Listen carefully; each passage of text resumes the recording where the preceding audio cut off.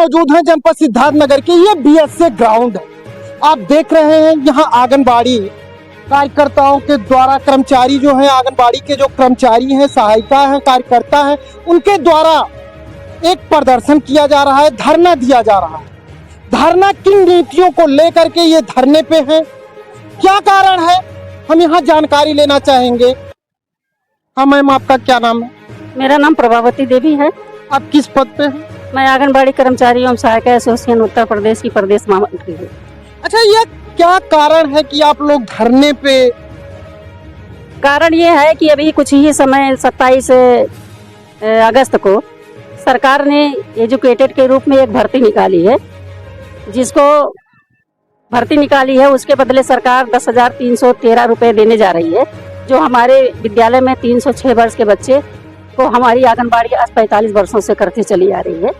उसी काम को करने के लिए सरकार अलग एक भर्ती निकाल के करने जा रही है। उसी का हम विरोध कर रहे हैं कि अगर इस विरोध कर रहे हैं कि सरकार इसको जितना जल्दी हो सके उतना जल्दी इसको तत्काल रद्द करे। नहीं तो अभी तो हम यहाँ जनपद सिद्धार्थनगर में तमाम मुख्यालय में उत्तर प्रदेश के जनपदों में हमारी बहनें इसका विरोध करने के लिए बैठी हैं।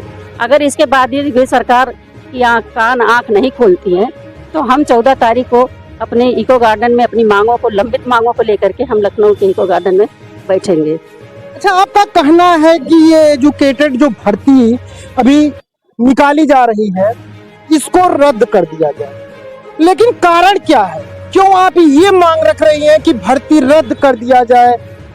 इसलिए मांग कर रहे हैं कि जिस काम को हम आज 45 वर्षों से कर रहे हैं, सरकार हमको प्री प्राइमरी की ट्रेनिंग दी है, हमको ईसीसी का प्रशिक्षण दी है और उसके बदले मुझे 6,000 रुपया दे रही है, और मात्र उसी एक काम को करने के लिए सरकार 10,313 रुपये दे रही है। अगर सरकार को रोजगार देना है तो सरकार 75,000 जगह आंगनबाड़ी और सहायकों की खाली है, उसको क्यों नहीं भर्ती करती है सरकार? हमारी आंगनबाड़ी जो काम आज 75 वर्ष से कर रही है उसको तो 10,000 नहीं दी और मात्र वही एक काम कर रहा है। हमारी आंगनबाड़ी 6 सेवाएं कर रही है, 6 सेवाएं दे रही हैं, उसके बदले 36 विभाग का काम लिया जा रहा है। तो आपके पास तो मानदेय देने के लिए आंगनबाड़ी को नहीं है।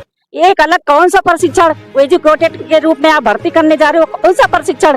एक ही तत्काल वो कर लिया है कि वो 3 से 6 वर्ष को बच्चों को शिक्षा देगा। हमारी आंगनबाड़ी इतने साल से करते चली आई, वो शिक्षित नहीं कर पाई। ये वही आंगनबाड़ी दीदियां हैं जो लगातार लगभग 50 वर्षों से सेवाएं दे रही विभाग में, लेकिन इनका कहना है कि हम सेवाएं दे रहे हैं लेकिन हमको मानदेय के रूप में 5 से 6,000 रुपए दिए जा रहे हैं। लेकिन उसी सेवा के लिए सरकार एक नया जो है गठन कर रहा है एजुकेटेड भर्ती के रूप में, उनके लिए 10,313 रुपए का प्रावधान लेकर के आ रही है। लेकिन पहले जब हम सेवा दे रहे हैं हमें उस जगह पे प्रमोट किया जाए, क्योंकि हमें शिक्षण भी दिया गया, प्रशिक्षण भी दिया गया, लेकिन हमें उस दर्जा की श्रेणी में क्यों नहीं रखा गया? लेकिन आप लोग जैसे जब सेवा खत्म करती हैं तो भी कोई प्रावधान होता है? कोई प्रावधान नहीं। हमारी आंगनबाड़ी 62 साल के बाद रिटायर हो गई है। तमाम ऐसी आंगनबाड़ी रिटायर होकर खाली हाथ अपने घर में चली गई। उनको आज तक ये भी नहीं हुआ कि 1,000, 2,000, 3,000 पेंशन के रूप में इनको दिया जाए, क्योंकि ऐसी अवस्था में उनको निकाला जाता है जबकि उनको दवा की जरूरत होती है, उनको उस समय पैसे की जरूरत होती है। ऐसी अवस्था में सरकार निकालती है, ये भी और उसको कोई लाभ नहीं दिया गया। तो मेरा कहने का मतलब है सरकार से ये कि अगर सरकार उनको मानदेय के रूप में जो उनका मानदेय मिल रहा है उस मानदेय में कोई ऐसे एक मुफ्त राशि उनको दे दे कि ताकि वो अपनी जीवन जी सके। और रिटायर होने के बाद जैसे हर कर्मचारी को एक फंड निश्चित की है सरकार, उसी तरह हमारी आंगनबाड़ी को 10,000, 8, 10 लाख, 15 लाख जो भी हमारी आंगनबाड़ी की सेवा काल बचते हैं उनको दिया जाए। ये वही आंगनबाड़ी दीदियां हैं जो घर घर जा करके नन्हे मुन्ने बच्चों को सेवाएं देते हैं, साथ में टीका भी साथ में रह करके लगवाती हैं और समय समय पे उनके स्वास्थ्य को लेकर के हर संभव मदद करती हैं। लेकिन जब इनका समय सेवा खत्म होता है तो क्या इनको कोई सुविधा नहीं मिलना चाहिए?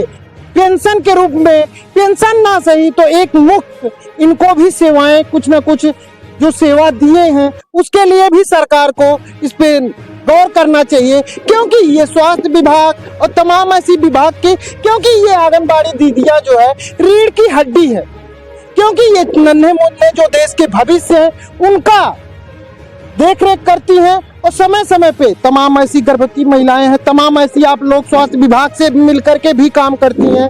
तो क्या लास्ट में इनको जब ये सेवा खत्म होता है, क्या इनको एक मुक्त जो है कोई राशि नहीं मिलना चाहिए? इनकी जो मुद्दे हैं, हम पूरे मुद्दे को जानकारी लेना चाहेंगे, क्या क्या मांगे हैं इनकी सरकार से। अच्छा एक बात बताइए, अगर आपकी ये जो धरना है, अगर आपकी मांगे नहीं मानी गई तो आगे की क्या रणनीति हो? आगे की रणनीति अभी हम 3 दिवसीय धरना प्रदर्शन हर जनपदों में कर रहे हैं। अगर हमारा अल्टीमेटम सरकार को दिया गया है, जो हमारी 6 मांगे हैं, तो अगर सरकार उस पर विचार नहीं करती है तो हम 14 तारीख को अपनी लंबित मांगों को लेकर के 14 तारीख को लखनऊ के ईगो गार्डन में हम अनिश्चितकाल बैठेंगे। जब तक हमारी मांगे सरकार मान नहीं लेती है तब तक हम हटने वाले नहीं हैं।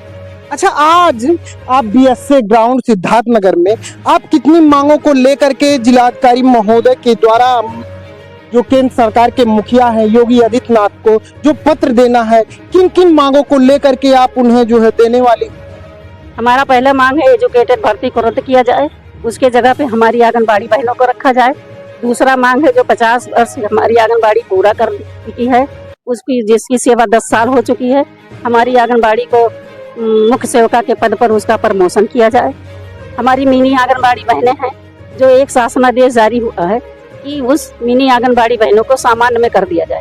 तमाम हिंदुस्तान के तमाम स्टेटों में आंगनबाड़ियों को, मिनी आंगनबाड़ियों को सामान्य कर दिया गया, लेकिन ये एक उत्तर प्रदेश सरकार ऐसी है जो आज तक अभी तक उनको फ्रेश में, मिनी आंगनबाड़ी से फ्रेश में उनका प्रमोशन नहीं किया गया। तीसरा मांग हमारा यह है। चौथा मांग हमारा ये जो हमको पुष्टाहार दिया जाता है, हार्ड कुक का पैसा दिया जाता है, उसमें तमाम लोगों की बंदिशों में हमको बांट दिया गया।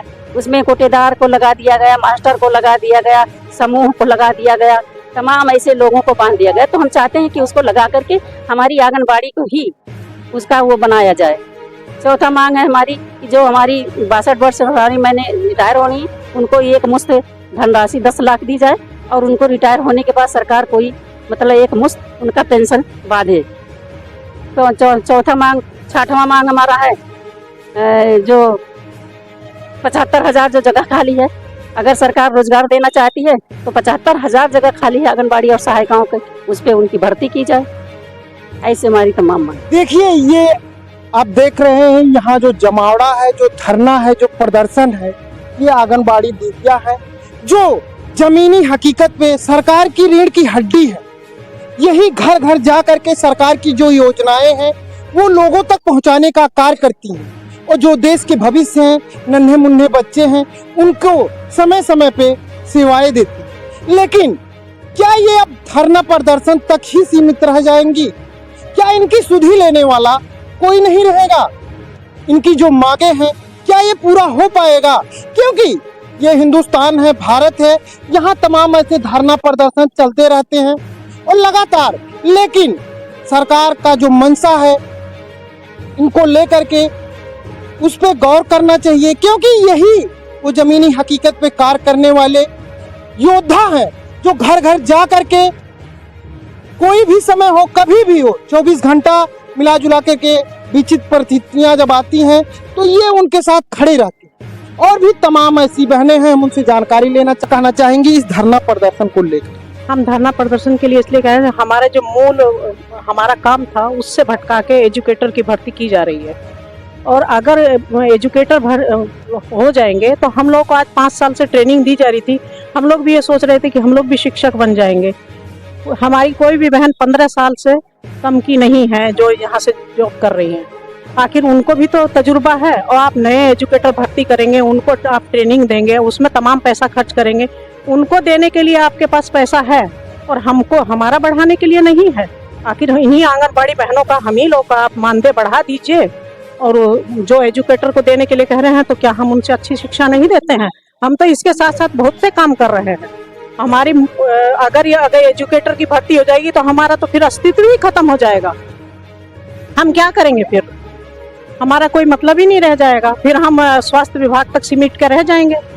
ये तो हमारी 6 सेवाओं में है कि हम शिक्षा देंगे। तो हमारा यही कहना है कि एजुकेटर की भर्ती नहीं होनी चाहिए। और तमाम ऐसी दीदियां हैं, उनसे भी जानकारी लेना चाहेंगे। मेरा नाम संगीता दुबे है। मैं जिला प्रवक्ता हूँ और शहर परियोजना की आंगनबाड़ी कार्यकर्त्री हूँ। मेरा सरकार से ये कहना है कि हमारी जो आंगनबाड़ी बहनें काम करती हैं, आदि आवासी में काम करती हैं, निकल के घर से बाहर जाती हैं, और आज के समय पे कितनी महंगाई है, और सरकार आंगनबाड़ी कार्यकर्त्री को सहायिका को 3,000, आंगनबाड़ी को 6,000 रुपये देती है इस महंगाई में। तो क्या इस महंगाई में सरकार को ये सुध नहीं है, ये समझ नहीं है, ये दिमाग में बातें नहीं आती हैं कि कैसे ये अपना पेट पालेंगी, कैसे बच्चों का पेट पालेंगी, कैसे अपने बच्चों का भविष्य उज्जवल करेंगी, कैसे उनको शिक्षा देंगी, दीक्षा देंगी। तो मेरा कहना है, पहली बात तो ये एजुकेटर जो भर्ती है, ये इसका कोई मतलब ही नहीं है भर्ती करने का। इसको सरकार वापस ले, हर हाल में वापस लेना ही पड़ेगा। इतना हम लोग बैठेंगे, उनको लेना पड़ेगा। और सरकार को ये सुध नहीं होता है, और लोगों को ये जो शिक्षा और लोग देते हैं प्राइमरी में और जगह, तो उनका 60,000 70,000 उनकी सैलरी है, वो भी इसी महंगाई में जीते खाते हैं। लेकिन क्या वो जो इस महंगाई में जीते खाते हैं और हम 6,000 में जीते खाते हैं, एक मजदूर की भी मजदूरी 200 रुपया नहीं है एक दिन की, और हम लोग को एक दिन का 200 रुपया मिलता है। सरकार से मेरा निवेदन है, हाथ जोड़ के, जो भी मंत्री आला बैठे हुए हैं, जो भी सरकार आती है, एक झूठा दिलासा देके चली जाती है। इतना कहना है कि इन बहनों का दर्द तकलीफ समझें। और उन्होंने कहा था सम्मानजनक मानदेय देंगे, वो सम्मान नहीं दे रहे हैं। महिलाओं का है ये, भाजपा सरकार में कहते हैं सम्मान है, कोई सम्मान नहीं है, ये सम्मान नहीं है। उनका सम्मान जब लौटेगा जब उनको सम्मानजनक वेतन दे, मानदेय खत्म करे और हम लोग को परमानेंट करे। आज ये 50 साल होने जा रहा है आंगनबाड़ी योजना चलते, और ये हमारी यहाँ पे कितनी हमारी माताएं बुजुर्ग हो गई हैं ये आंगनबाड़ी का काम करते करते। और हम लोगों को ट्रेनिंग भी दिलाया गया, प्री प्राइमरी टीचर के लिए ट्रेनिंग भी दिलाया गया, सर्टिफिकेट भी दिलाया गया। उसका क्या मतलब है, क्यों दिलाया गया? और आज ये है कि एजुकेटर की भर्ती होगी, तो सरकार को हर हाल में एजुकेटर की भर्ती बंद करे और आंगनबाड़ी लोगों का मानदेय बढ़ाए और उनका दर्द तकलीफ, उनके बच्चों का दर्द तकलीफ समझे, जिससे हम अपने और अपने बच्चों का भविष्य अच्छा कर सकें। देखिए, अभी इन्होंने कहा है कि एक ऐसी मुद्दे को लेकर के चर्चा में आई है कि महंगाई आज का दौर है, लेकिन जो नीतियां बनती हैं बंद कमरों में बनती है, एसियां लगी होती हैं, तो उन्हें धूप का अंदाजा नहीं होता है कि बाहर कितना पसीना बहाती हैं ये आंगनबाड़ी दीदियां। लेकिन ये पसीना बहाती हैं, लेकिन जो नीतियां बनती है वो बंद कमरों में बनती है, एसियों में बनती है। लेकिन क्या इनकी सुधि लेने वाला कोई नहीं है? ये 3,000 और 6,000 में अभी तक लटकी हुई है, लेकिन आज के महंगाई के दौर में घर में राशन पानी लेना बड़ी मुसीबत से काम चलता है इन लोगों का। लेकिन एक आस पे सेवाएं दे रही हैं कि आज नहीं तो कल कभी विभाग जागेगा, कभी इनका भी कुछ होने वाला है, इसी आस में ये अभी तक रही। लेकिन अब ये धरने पे आ चुकी हैं और ये अपने मांगों को लेकर के लखनऊ तक का सफर तय करने वाली है। जैसा कि इन्होंने बताया है कि आगे की रणनीति इनकी लखनऊ तक जाने वाली।